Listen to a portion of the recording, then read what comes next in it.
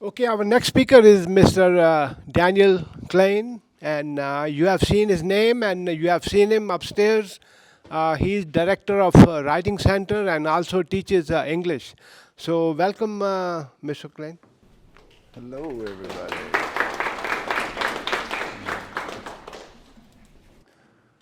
All right. So my job basically requires that I look at words all the time. And ChatGPT and I became best friends last spring. We got to talk all the time, look at all the words. I'm not going to bore you with our conversations today, but what I did want to talk about is what's actually happening currently in the field of writing and literature when it comes to AI. So the first thing is, how many of you have used something like Grammarly? Yeah. I'm just going to shake my head and pretend like that's cool, right? All of you have been using or introduced to AI. How many of you have typed something on your phone and all of a sudden the word is jumping out before you finish typing it? And you're like, that's a pretty good word, I'll use that one.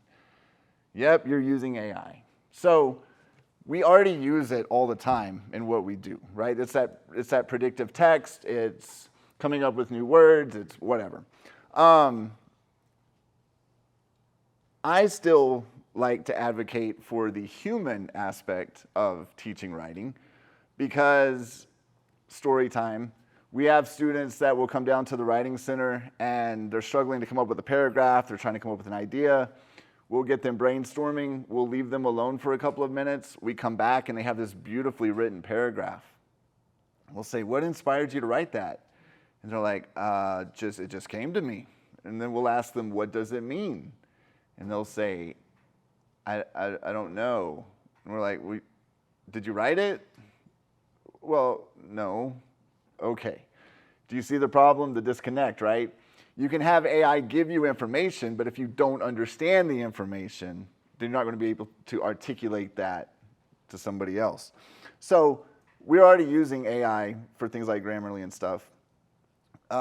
There's very much cases in the United States where AI is replacing human instruction. How many of you would like to be taught by a robot? How many of you probably have been taught by a robot? Scary, right? You think that you're actually talking to a human and you find out that it's actually an artificial intelligence speaking to you or interacting with you. So this is already happening. The question that you would have to ask yourself is, which would you rely more on, the human or the artificial intelligence? And I'm not going to open it up to questions yet. This is just like a reflective question. But artificial intelligence couldn't ask you what I just asked you. Does that make sense? It would expect some kind of programmed response from you. Whereas I can read your faces, those of you that are still with me up here.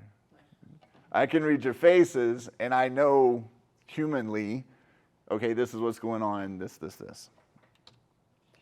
ChatGPT. Now, like I said, we're good friends, ChatGPT and I. And one way that I will actually encourage students to use ChatGPT is to help with things like outlining and planning for documents. So let me ask you this, show of hands. How many of you have used ChatGPT to outline a paper? Look at the proud raise of the four of you. How many of you are scared I'll judge you forever? How many of you, okay, I'll close my eyes when I ask this question. How many of you have used ChatGPT to produce a document? Okay. I don't know any of you, so that's cool. How many of you have been tempted to use ChatGPT to, all right, there we go, there's something good. All right. Let me just give you some advice on ChatGPT with papers. ChatGPT is a liar. Okay, we've proven that. We've looked at some of this. It will make up its own sources. It will make up its own information. If you were with us in the first seminar, I asked ChatGPT to write a soliloquy for me using Shakespeare as the inspiration, and it literally plagiarized Hamlet's to be or not to be speech. And I called it out. I said, you plagiarized. And ChatGPT said, no, this is my work. It's a liar, okay? So be careful allowing ChatGPT that much control over your grade and what you're saying. I occasionally teach a class on Batman, and I asked ChatGPT to help me with a paper on Batman, and it lied to me. It had the wrong villain. It had the Riddler instead of the Joker, which is just a big, big, big no-no. Everybody knows the Riddler and the Joker are not the same people. Well, except ChatGPT. Was a little confused on that. So outlining and planning. Again, with caution. So I teach technical writing. That's my primary class. And right now, my students are producing a proposal memo for a proposal project that will consume the majority of their semester. I fed my assignment sheet into ChatGPT, and I asked it to help me create an outline for this memo. It did, but it did a very interesting thing. It created letter format followed by memo format, almost with an email feel to it. So it got really confused when I fed it the assignment sheet on exactly what it should do to create this document. In my class, I built the actual outline for the memo in front of my students, at which point they simply copied it down from the screen. What's the difference, right? That's what a lot of people say is like, as instructors, we're having students mimic what we do on the screen. How's that different than what ChatGPT does? It's a simple answer. Who's grading the work? I am. So if I give a specific expectation of an assignment, ChatGPT cannot replicate that specific expectation.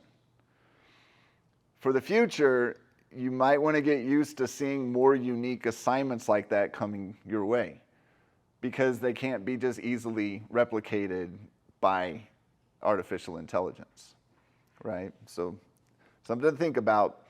AI does the repetitive things very well. So mention writing legislation or writing procedurals. One of my favorite assignments in my Tech Comm class is to ask my students to write the instructions for making a peanut butter and jelly sandwich. Do you think ChatGPT could handle those instructions? It could. Would a human be able to follow those instructions? Sure. What if you have a human who's never made a peanut butter and jelly sandwich before?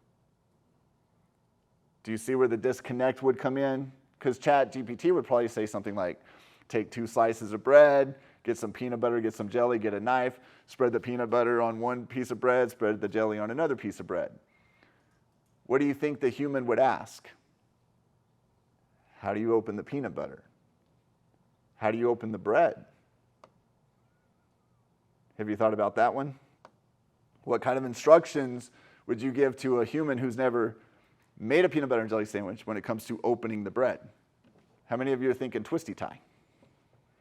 How many of you are thinking plastic?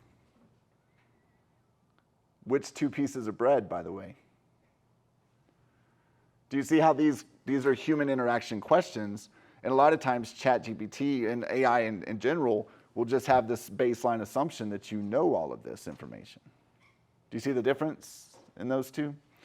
But when it comes to the repetitive things, AI can usually handle that pretty well, procedurals and stuff.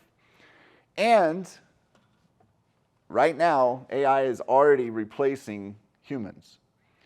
For example, journalism is actually leaning on AI to write its articles. Is that scary or what? Or is that awesome or what? I don't know. Depends on your perspective of that. But AI is actually using, companies are using AI to replace human workforces, especially in the areas of journalism. The New York Times actually has articles that have been written completely by artificial intelligence. There are some drawbacks to that, I think.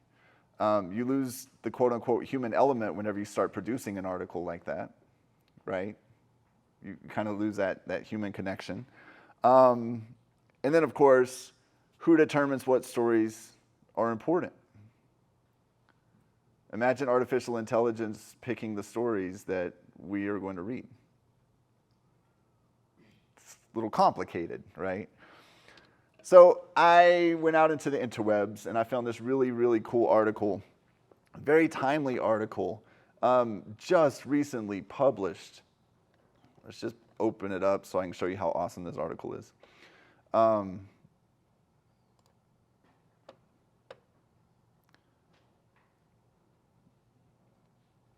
You're looking at, it was accepted the 3rd of August, 2023.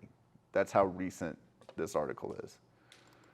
And what these authors did was they basically researched the number of people and hits that have been researched on artificial intelligence. So when you read through this and you start getting into, let me get down to the cool charts. In the area of medicine, for example, there are more people researching the use of artificial intelligence in the area of medicine than in any of these other disciplines. It's fascinating. Look at the country that is doing most of the research when it comes to using artificial intelligence.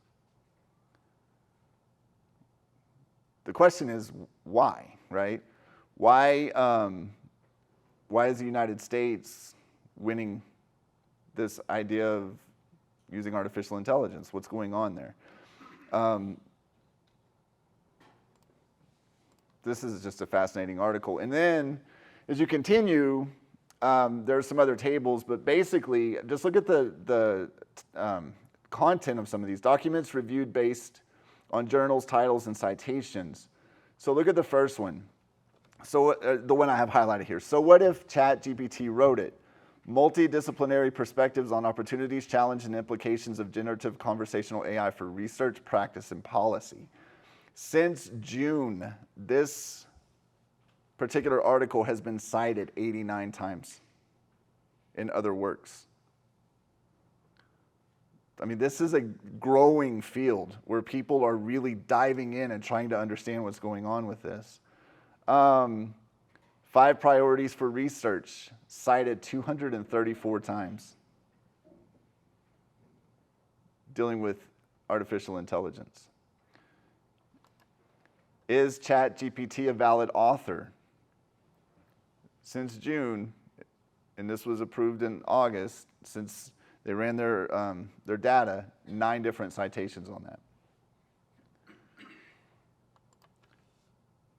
Findings of systematic review of selected documents. So look what I have highlighted here, writing assistant research tool. Is it important for educators to model responsible use of ChatGPT, prioritize critical thinking, and be clear about expectations? ChatGPT is likely to be a useful tool for educators designing science units, rubrics, and quizzes. This is from Digital Technologies and STEM research. But then you have another one, a wake-up call to university staff to think very carefully about the design of their assessments and ways to ensure that academic dishonesty is clearly explained to students and minimized. How many of you in your classes so far this semester have had somebody talk to you about plagiarism and AI? How many of you have had a class that has supported the use of AI? How many of you have had a class that's absolutely against the use of AI? How many of you are scared to do the wrong thing in the wrong class, right? There's, like, okay, which class was it that I could use AI? Which class was it I couldn't use AI? These are real questions that we have to face as we start moving forward, and as you start moving forward in your education. How many of you will have careers where you have to produce documents? Some kind of document, a memo, a letter, proposal, report, email. Now the hands are going to start going up, right? How confident do you feel in producing your own work with that? That's the question. As you're going through school right now, it's okay to be familiar with AI, But you also have to work on the critical thinking aspect of what do I do whenever I have to produce this document? What's valid, what's not, what's important, what's not. So that's something that we as a university, we as instructors, we in academia have to prepare you guys for and actually make you familiar with. What can I do? How can I think? And what does it matter? Notice this highlighted area here. AI is already used in medicine, especially in image and analysis, but the domains are infinite, and it is possible that AI could quickly help or replace rheumatologists in the writing of scientific articles. This is in medicine, and they're already saying that AI could replace the people that are actually practicing the medicine when it comes to writing the articles. Recently, I read an article, because it hits close to home. I have a daughter with medical needs. And I read an article that these parents were taking their child to a variety of different doctors to try to get a diagnosis. None of the doctors could figure it out. So the parents turned to AI, ChatGPT, typed in the symptoms, and said, what could this possibly be? And it immediately returned a diagnosis. They contacted the doctors and said, what about this? It was tethered cord syndrome. What about this? And the doctors just went, oh yeah, we didn't think about that. So that's a benefit, right? It's a checks and balances system. But AI is not going to treat the tethered cord syndrome, but AI found it, and now the doctors can make a plan to treat it. So we can work together with AI, right? I'm not saying that it should just go away, but I'm saying be cautious. So what lies ahead when we're dealing with AI-related issues? Number one, we have the AI writer. Who's making all the words, right? Do you guys understand how ChatGPT produces its information? Basically what happens is it's fed. So the more times we ask it questions, the more it builds this library of information. There's all kinds of mathematical stuff involved with this, but just understand that they fed it multiple combinations of words and concepts. So those already exist as a baseline. And every time we communicate with ChatGPT, that repertoire grows. So now, if we ask it questions about tethered cord syndrome, it's pulling in all of this new information to address and answer to that. Now, there's the paid and the non-paid, right? The paid version is like $20 a month, so you can choose Netflix or talk to ChatGPT, whatever you do, whatever you. Or you can go free. The free is not as up to date, but you have an AI writer. So the question is, who's actually writing this? Well, it's just putting together all these different phrases that exist to create content. We also have this idea of automation versus creativity. How many of you have a favorite author? And you probably have a reason why you like that favorite author, right? The writing style or the wit or the humor or the stories. AI can write books. You can ask ChatGPT to write you a short story and it will. It'll produce one nicely for you. But can it hit the creativity of it? That's where we're starting to see AI actually grow. Is it starting to learn how to be creative and to be deceptive with that? So you may be reading a Stephen King book that wasn't written by Stephen King. You may be watching a movie with Bruce Willis in it that's not Bruce Willis.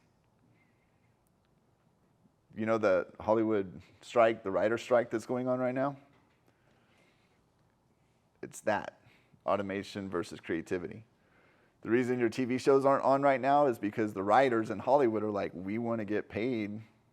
And some of the studios are like, yeah, but we can use AI to write the TV shows.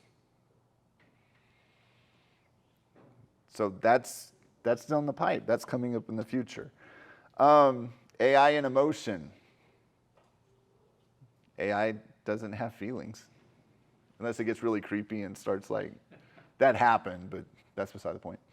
AI doesn't have emotions, nor can it tell emotions. So watch out for those. Also, accuracy. Again, AI has been busted on several occasions just making up references that don't exist. They're nowhere to be found. They just created them. And of course, I, as a writing instructor, someone that works in the field of words, am just sitting back very happily waiting to see what happens next with this one. Ethically, who owns the writing?